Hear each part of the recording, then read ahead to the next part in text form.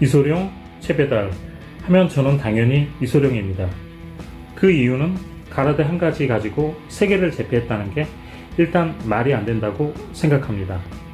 많은 스포츠 영상을 토대로 어느 정도의 레벨을 갖춘 선수들을 발로 제압하기란 너무 힘들다는 건 당연하지 않을까요? 주먹을 섞어도 이빙도 없고 얼굴을 숙이지 않고 빳빳이 세운 상태에서 이긴다는 것 자체가 저는 말도 안 된다고 생각하는 1인이기 때문입니다. 하지만 이소룡은 알리를 동경했고 여러 타 무술들을 받아들였기 때문에 저는 브루스리에게 감히 한 표를 줄까 합니다. 이소룡은 전성기였고 최배달은 지는 해였기 때문에 최배달이 매치를 거절했다는 말이 구글에 있다는데 정확한 정보는 모르겠습니다. 이 두 사람은 실제 나이 차이가 꽤 있기도 합니다.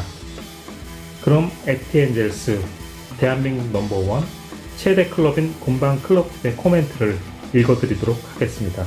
피터 아츠님, 가라데가 불리할 수 있겠군요. 대회를 봐도 킥복싱을 수련하지 않고 순수 가라데로 나오면 안면 방어에 많이 취약하더군요. 슈플렉스님, 일본 단체와 UFC에서 활동하던 경량급 전 일본 가라데 최강자였던 키쿠노 카즈노리라는 선수의 영상이 도움이 되실 겁니다. 투에이님, 이소룡이 훨씬 유명하고 게임 캐릭터로도 많이 있기 때문에 이소룡, 최배달은 잘 모르겠어요. 이리스 윤간지님, 최강 여포 동료비가 다 이깁니다. 라건스님, 다른 건 몰라도 팔씨름하면 여포 동생도 승산이지 않을까요? 저녁구시 찌친님, 최배달이 활약했던 시절은 아직 일본이 패전하기 전으로 패전 후 도금이 금지되며 일본이 전국적으로 공수도가 대안으로 보급되기 전의 마이너한 상태라서 가능했다고 보는데, 다만 최배달은 체급에 대한 식견은 시대를 앞섰다고 봅니다. 목구멍 차오를 때까지 먹어라. 그는 대결 횟수에 있어서는 이소룡보다 경험이 물론 더 많습니다. 그의 반면에 이소룡은 현대 무술가들에 의해 실전 기록이 없고 너무 미화되어 있다라고 비판받기도 합니다만, 이소룡 살아생전에는 그와 반대로 중국 전통 쿵푸계에서 이단화로 배척을 받았습니다. 하지만 저는 개인적으로 이소룡의 실전에 대한 이해와 접근법을 높게 삽니다. 이소룡은 실전에서는 급소에 대한 정확하고 빠른 공격이 승패를 가른다고 보았고, 그 급소들은 눈과 낭심, 그리고 상대의 앞다리, 전공이라고 보았죠.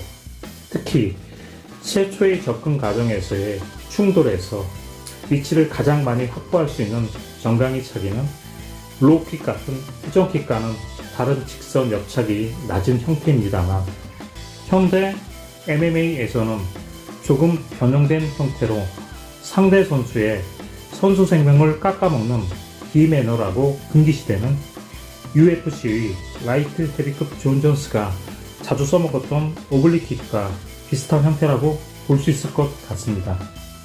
일종의 다리질인데 상대가 앞으로 돌진해 오는 걸 견제하면서도 제대로 된 타격 시 상당한 파괴력을 가집니다.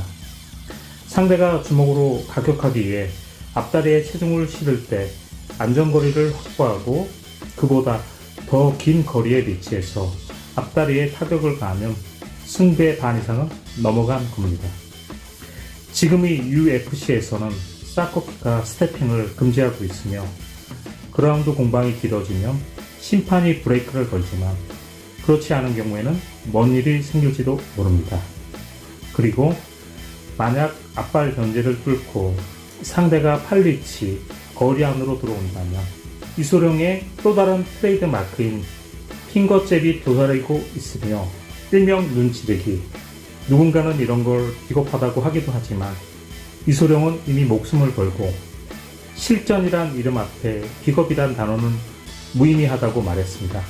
저도 이에 동의합니다. 그럼 과연 이 핑거잽이 유효한가? 란 물음에는 우선 리치상 주먹으로 닿을 수 있는 거리보다 반뼘이라도 더 긴 손가락 길이만큼 더해지는 리치상의 유리함은 너클에서 턱까지의 거리보다 상해함은 물론이거니와 눈에 대한 타격패는 사실상 승패를 90% 이상 결정짓는다고 봅니다.